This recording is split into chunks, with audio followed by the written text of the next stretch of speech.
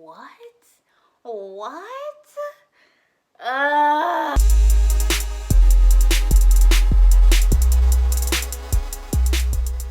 Hey YouTube, welcome back to We Sibz, West Coast, East Coast siblings, where we cover your favorite movies and television. This week we are covering Debris, episode 9. Don't you love how I just dropped them fingers and they're all the right numbers? I can count, guys. Anyway, this episode was fantastic. Best episode by far, hands down. I think this episode rivaled some pretty great Fringe episodes. So before we get into it, don't forget to like this video if you like this video and subscribe. Now let's talk about what the heck happened this week. So, Finola, Brian, and GJ are all in the car having great family time. GJ's knocked out because he's so tired from how stressed he's been.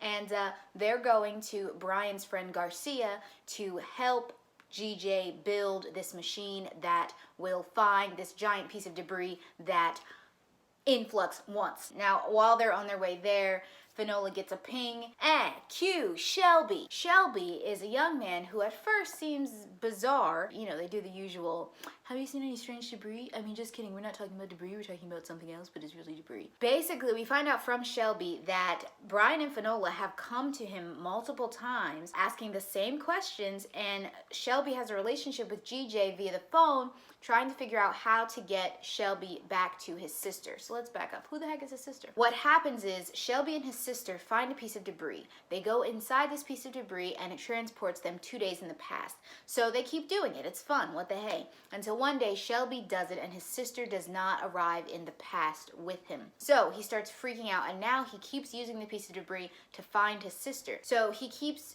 jumping into these different pockets of reality, and he tells Brian and Finola that GJ is helping him find his sister. GJ keeps telling him to go back, try different things, this, that, and the other.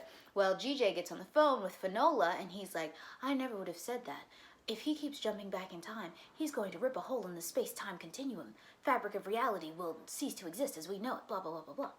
And Finola's like, oh, he's lying. And sure enough, Shelby jumps out into the water and boom, gets up in the debris and travels 2 days in the past again.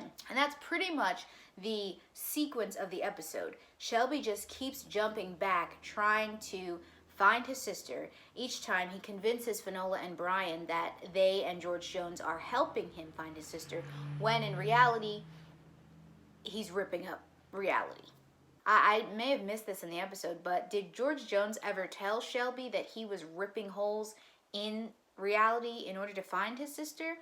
Because every time Finola realizes that Shelby is lying to them, Shelby just runs out the door before he even has a conversation with them about what's going on. Anyway, so through these jump backs in time, we learn a few things. One, we learn that Shelby starts seeing glimpses of his sister in mirrors.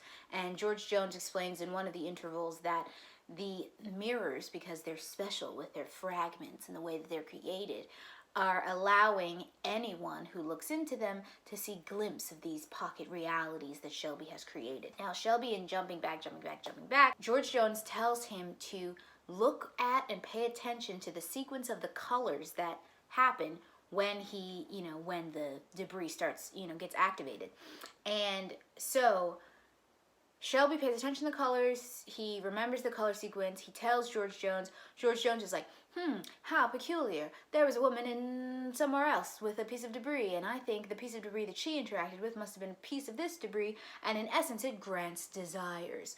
So then Shelby starts feeling all guilty, like, whoa, I never want to live in a reality where my twin sister don't exist. I love her. And then he'd be like to Brian, but I am jealous of her, and sometimes I do wish she wasn't born.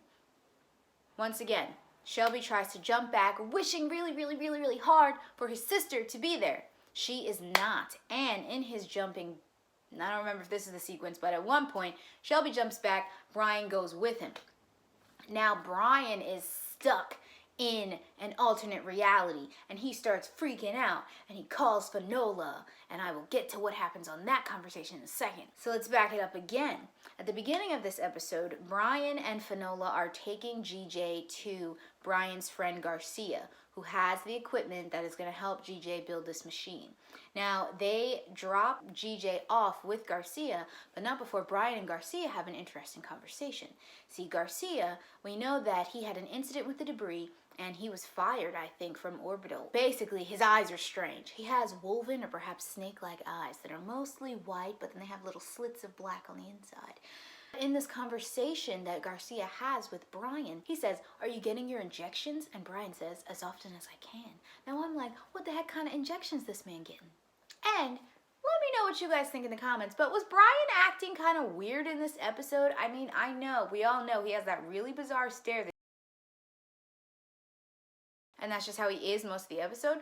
But like in this one, I don't know, I thought he was acting a little robotic.